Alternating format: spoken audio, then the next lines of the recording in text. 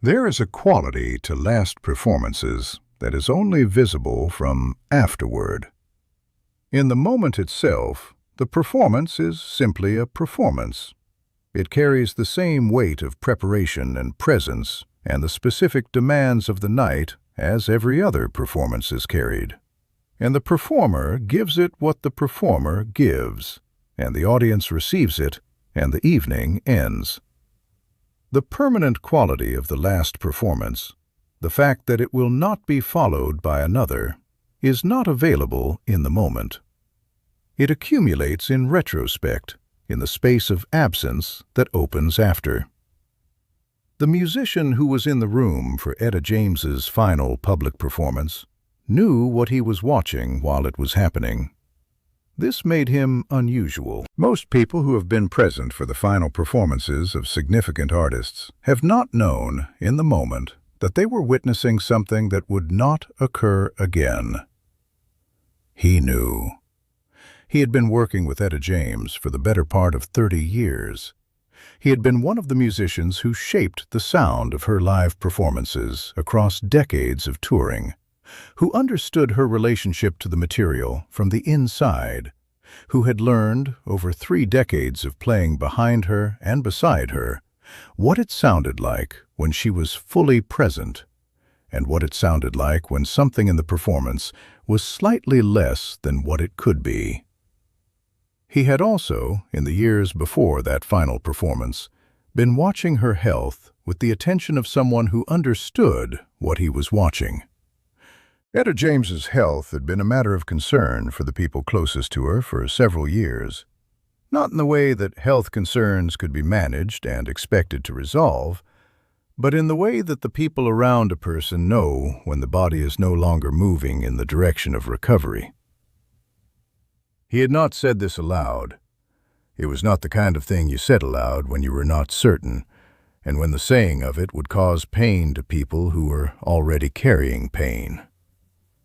But he knew. At the end of the final song, when she had given the last note and the room was doing what rooms did in the moments before they responded, in that specific silence between the end of the music and the beginning of the applause, he understood, with the certainty that he had been holding carefully for the length of the evening, that he would not be in a room with her performing again. He did not say anything.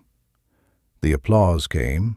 She acknowledged it in the way she had always acknowledged applause, directly, without excessive performance of gratitude, with the same quality of presence she brought to everything. The evening ended. The band broke down the equipment. The room returned to its ordinary state. He carried what he knew through the end of the evening without saying it. He said it afterward. Not that night. He said it later in a conversation with someone who asked him about that final performance, who had heard that he had been there and asked what it was like. What he said was not elaborate. It was the account of a musician who had been watching a performer he had worked beside for 30 years give the last performance of her career, and who had known, while it was happening, that it was the last one. He said that she had given the room everything she had. He said that what she had, what remained in that period, of the instrument that had been one of the most extraordinary in American music, was less than it had been, but that what she had done with what she had was complete. That the performance had been the whole thing, not a diminished version, not a placeholder. The whole thing, given in full, with what was there to give it. The final performance was not at a major venue. It was at a smaller space, the kind of engagement that had become appropriate for where Etta James was, in the period when her health had reduced the range of what was possible. The audience at this performance was not large. The occasion was not major.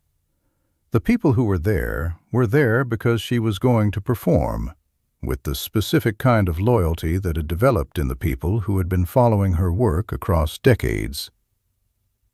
What he heard in the first song was what he always heard.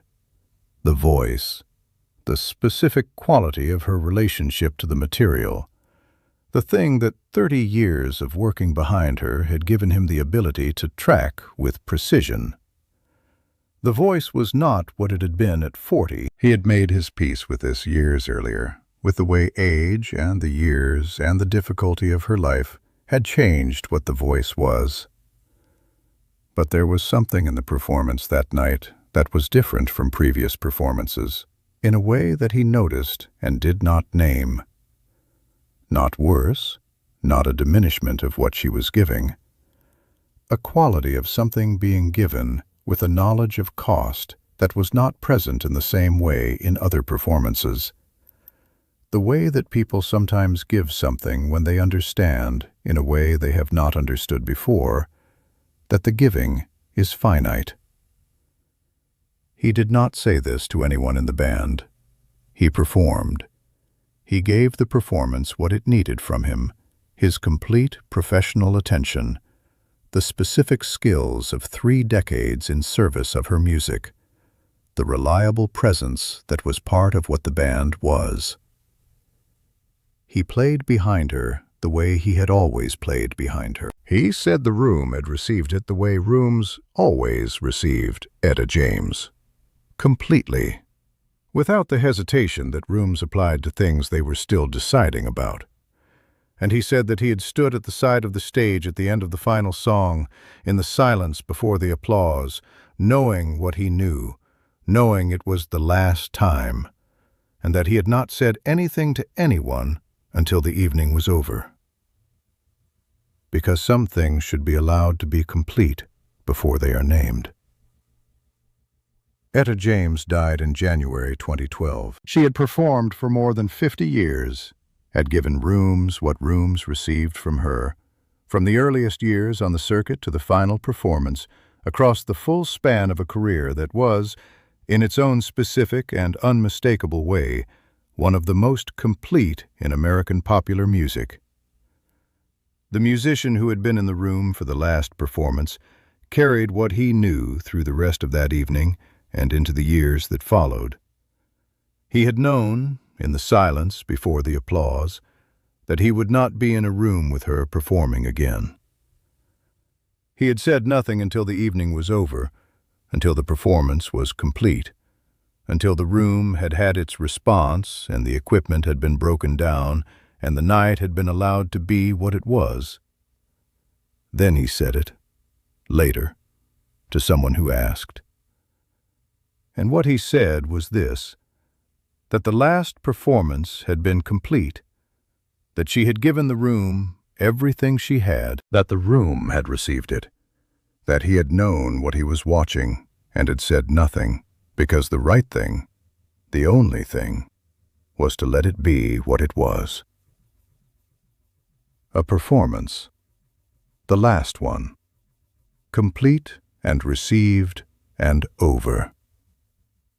The way all of them had been, the way every performance Etta James ever gave had been, complete, given in full, received by the room that was lucky enough to have her in it. That was all she ever did. Every time, in every room. The whole thing, given in full, until there were no more rooms left.